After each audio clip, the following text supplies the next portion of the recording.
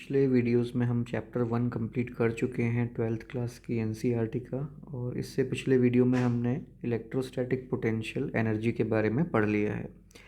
ये वीडियो है electric potential के बारे में। तो देखते हैं इलेक्ट्रिक पोटेंशियल में क्या क्या बता रखा है। Consider any general static charge configuration. We define potential energy of a test charge q in terms of work done on the charge q. This work is obviously proportional to Q since the force at any point is QE, where E is the electric field at that point due to the given charge configuration. It is therefore convenient to divide the work done by the amount of charge Q so that the resulting quantity is independent of Q. In other words, work done per unit test charge is characteristic of the electric field. In other words, work done per unit test charge is characteristic of the electric field associated with the charge configuration. This leads to the idea of electrostatic potential V due to the given charge configuration. देखिए basically बात ये हो रही है कि जब energy calculate कर रहे हैं तो एनर्जी में वर्क डन जो था, जो वर्क डन है उसके हिसाब से हमने एनर्जी कैलकुलेट करी थी। और वर्क डन में आ रहा था फोर्स इज क्यू ई। इसका मतलब जो एनर्जी निकाली है, पोटेंशियल एनर्जी या पोटेंशियल एनर्जी डिफरेंस, वो खुद चार्ज पे डिपेंड कर रहा है। यानी चार्ज का मैग्नीट्यूड ज़्यादा होगा तो फोर्स ज़्यादा होगी, वर्क डन ज़्यादा होगा, पोटेंशियल एनर्जी ज़्यादा होगी। तो इस क्यू से अगर हम एनर्जी को डिवाइड कर दें, if your energy is divided by Q, अगर मैं पोटेंशियल एनर्जी को क्यू से डिवाइड कर देता हूँ तो अब ये पोटेंशियल एनर्जी की वैल्यू चार्ज पे डिपेंड नहीं कर रही, ये फील्ड की प्रॉपर्टी बन गई है। इसको बोलते हैं potential. This leads to the idea of electrostatic potential due to given charge configuration. ठीक है, ये चीज़ यहाँ पे बहुत अच्छे से इन्होंने एक्सप्लेन करी है बाय यहाँ पे इस लाइन में, the resulting quantity is independent of q. तो work done per unit test charge is known as potential.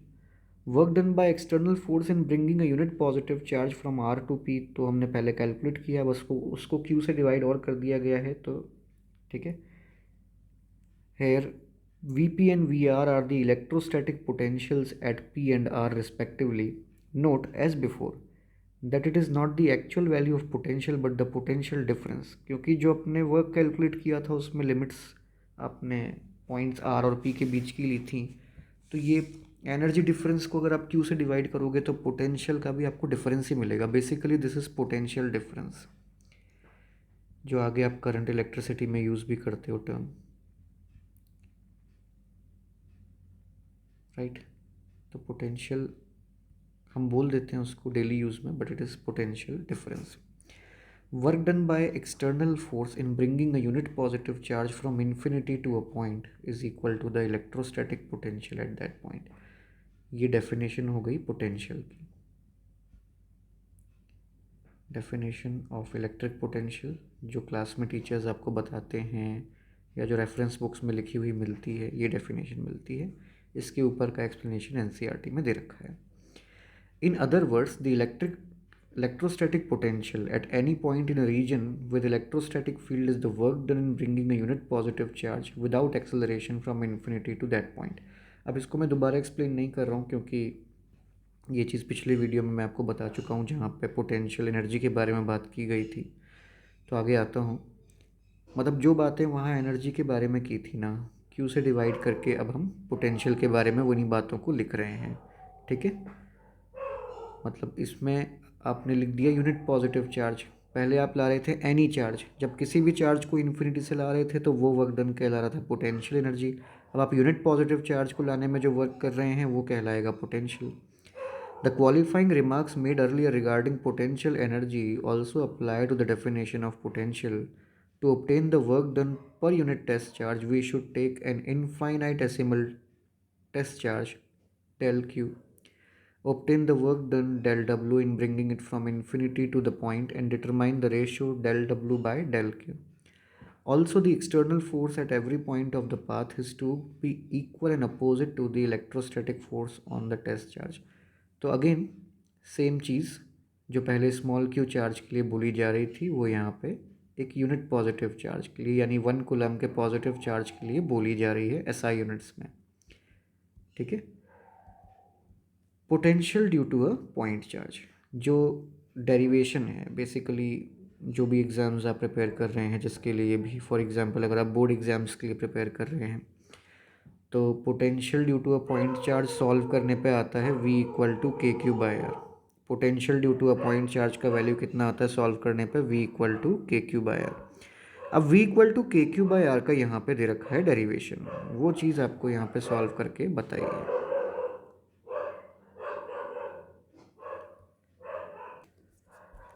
Sorry for the disturbance. There are some street dogs who never seem to sleep. इन लोगों का potential energy कभी ख़त्म नहीं होता है। हाँ, so let's ignore them. तो बात हो रही थी potential due to a point charge के बारे में, V इक्वल टू KQ/R के बारे में।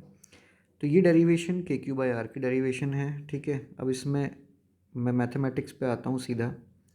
तो यहाँ आपको काम की चीज़ मिलती है, work done by external agent dot DR with minus sign.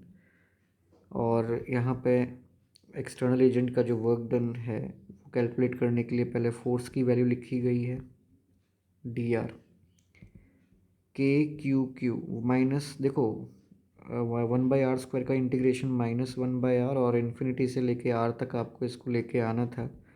तो ये सॉल्व करने पे आ जाता है KQ/R, ठीक है। ये आया है work done by external agent which is also known as a potential energy या पोटेंशियल एनर्जी डिफरेंस। क्योंकि हमने इन्फिनिटी पे पोटेंशियल एनर्जी ज़ीरो मानी है तो हम इसको यहाँ पोटेंशियल एनर्जी भी बोल सकते हैं। और पोटेंशियल होता है एनर्जी पर यूनिट चार्ज, तो ये सॉल्व करने पे आ जाता है KQ/R। तो मैंने ब्रीफ में यहाँ पे इसको इंटीग्रेट करके दिखा दिया है, ठीक है। और इसमें जो एक नेगेटिव साइन को लेके लोगों में कन्फ्यूजन रहता है उसको भी NCERT में इन्होंने एड्रेस किया है। देखिए, the negative sign appears because for delta R dash less than zero delta W is positive, ठीक है। डेल्टा R डैश क्या था? डिस्प्लेसमेंट था। देख लीजिए आप यहाँ पे डायग्राम में, delta R dash less than zero होने का मतलब है, सिंपल भाषा में बात करें तो नेगेटिव डिस्प्लेसमेंट हुआ है, ठीक है।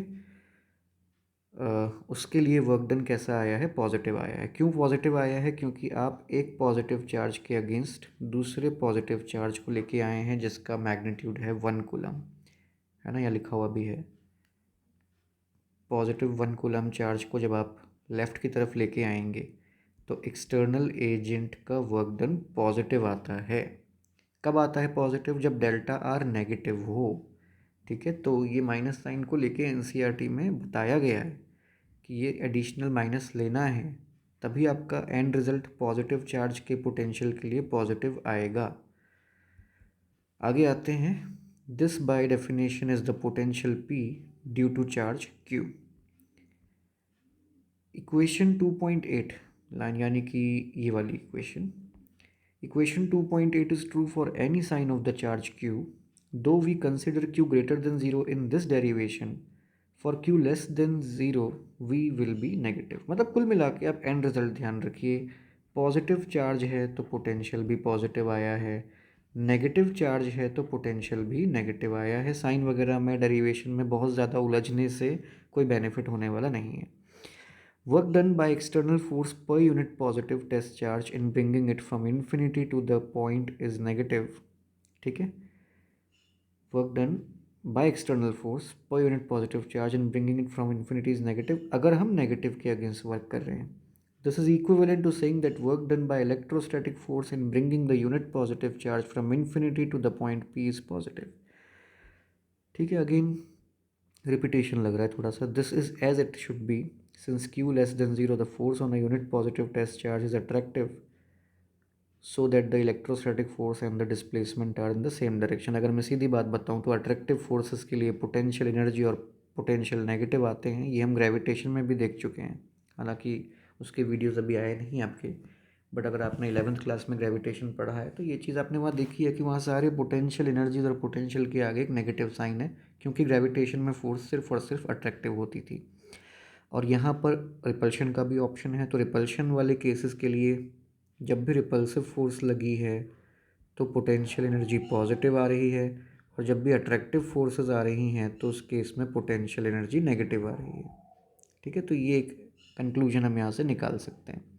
Figure 2.4 shows how the electrostatic potential, which is inversely proportional to R, and the electrostatic field, which is inversely proportional to R square, varies with R। तो आप देख सकते हो 1/R स्क्वायर स्लोप का ग्राफ ये है, और जो ब्लू कलर में दिख रहा है वो 1/R का ग्राफ है। तो जैसे पावर डिनोमिनेटर में बढ़ रही है तो स्लोप थोड़ा सा स्टीप हो जा रहा है ग्राफ का, ये चीज़ यहाँ पे है। अब यहाँ पे सॉल्व एग्जाम्पल है जिसमें Q का वैल्यू R का वैल्यू गिवन है, KQ/R बस आपको सब्सटीट्यूट करके सॉल्व करना है, और वर्क डन कैलकुलेट करने के लिए उसी पोटेंशियल को फिर Q से मल्टीप्लाई कर दिया है तो आपके पास वर्क डन आ गया है। ठीक है, और वर्क डन पाथ पे डिपेंड नहीं करेगा, ये थियोरी में पीछे एक्सप्लेन कर ही दिया गया था। Now next topic is potential due to an electric dipole, जो हम डील करेंगे नेक्स्ट वीडियो में।